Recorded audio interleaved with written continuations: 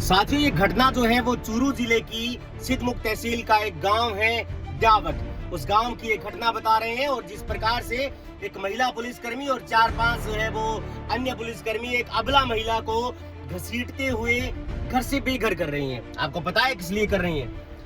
Police जो है वो फाइनेंस कंपनी के अंडर काम कर रही है। सरकार जो है वो फाइनेंस कंपनी के दबाव में है और इसलिए है क्योंकि फाइनेंस कंपनी के साथ इन लोगों की सांठगांठ है।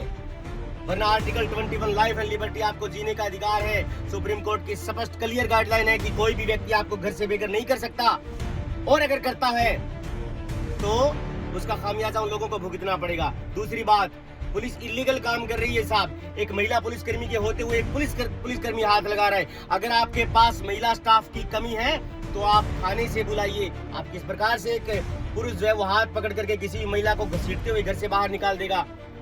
जंगल राज बचा रखा है पुलिस ने। तो एक बात ये। दूसरी बात कह रहा हूँ कि पुलिस का काम नहीं है फाइनेंस कंपनी की दलाली करना। पुलिस क्यों खड़ी है? पुलिस का दिमाग खराब हो गया है क्या? चूरू की पुलिस का किस प्रकार से पुलिस काम कर रही है सर? मैं डीजीपी को कहना ये चाहता हूँ, मैं माननीय मुख्यमंत्री तक आप ये वीडियो शेयर करें। इन पुलिस वालों की जब तक खाकी वर्दी उतर नहीं जाती, खाकी वर्दी उतार के खूंटी पर नहीं टंगा देती इलाके की जनता, तो आप फिर कुछ नहीं है। फिर आप में और एक मिट्टी के ढेले में कोई फर्क नहीं है साहब। इसलिए लड़िए, आप लड़िए अपने आने वाले समय के लिए, अपनी नस्लों के लिए। तो मैं कहना ये चाहता हूं कि जिस प्रकार से सिद्धमुख पुलिस ने ये कार्रवाई करी है, हालांकि इसके बाद मंगेश चौधरी जो नौहर के नेता हैं, उन्होंने फोन किया और अपने साथियों को, अपनी टीम को भेजा। उस लड़की को तो बेघर होने से बचा लिया गया, लेकिन इस पुलिस थाने को और इस थानेदार को इसकी अकल ठिकाने लगाने का काम है इलाके की जनता का, ताकि दोबारा इस प्रकार से घटना न हो। और मैं तो कहना ये चाहता हूं कि हनुमानगढ़ और गंगानगर में जिस प्रकार से कुर्की के खिलाफ मुहिम चला रखी है कि लोगों को बेघर नहीं होने देंगे, हरियाणा तक ये मुहिम फैली हुई है। आपकी हिम्मत कैसी होगी? आप हनुमानगढ़ जिले से सटे हुए हैं कि किसी भी महिला को पकड़ करके हाथ से आप बाहर निकाल देंगे। लोग मरे हुए नहीं है साहब, इलाके के लोग जिंदा हैं और लड़ना जानते हैं। हम अपनी इज्जत को, अपने जो है वो रुतबे को, अपनी जमीर को और अपने घर को सबसे पहले माले पर रखते हैं। आप किस प्रकार से ये हिमाकत कर देते हैं कि किसी भी महिला को आप ऐसे घसीटते हुए घर से बाहर निकाल देंगे, वो इलाके की जनता गूंगी बनी रहेगी। ये वीडियो एक थप्पड़ है राज के लिए, प्रशासन के लिए और मुख्यमंत्री के लिए। मैं कहना ये चाहता हूं कि एक आंसू भी हुकूमत के लिए खतरा है। एक आंसू भी हुकूमत के लिए खतरा है। आपने देखा नहीं आंखों का समंदर होना?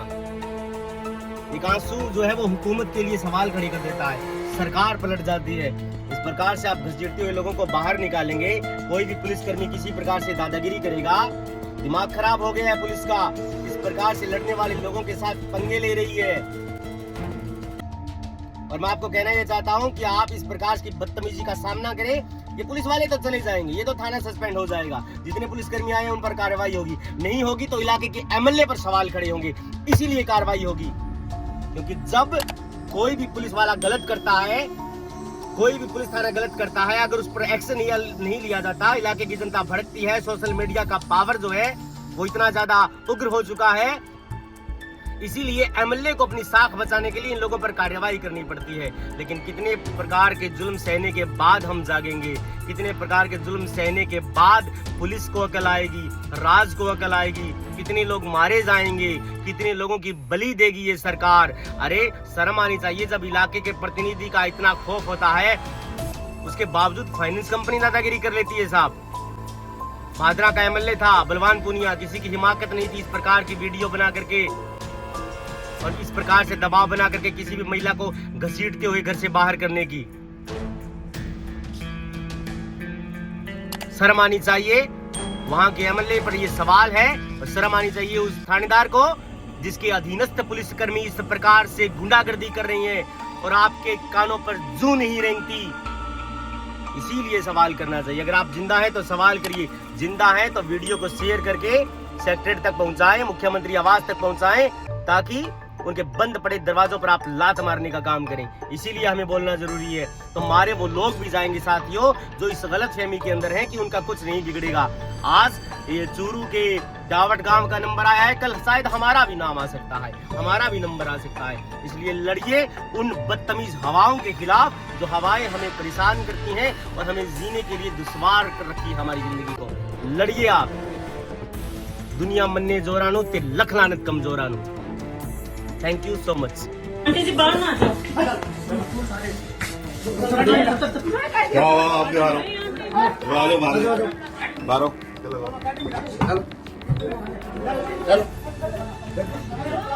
मठा गाड़ी मठा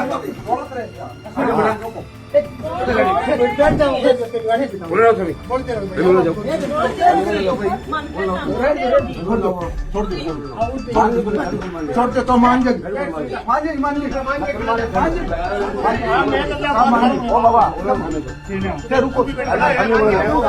रुको श्री तो मानो बुला लिया पण छोरा फोन करे सब लगे बकवासबाजी कोई मान रहे मारी कोई मान रहे छोड़ दो उसने की बात है आप आओ बताओ बताओ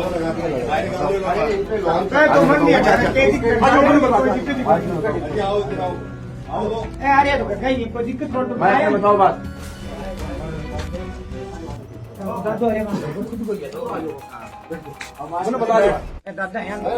बता दे बताएंगे इसके काम के बाद बताएंगे सब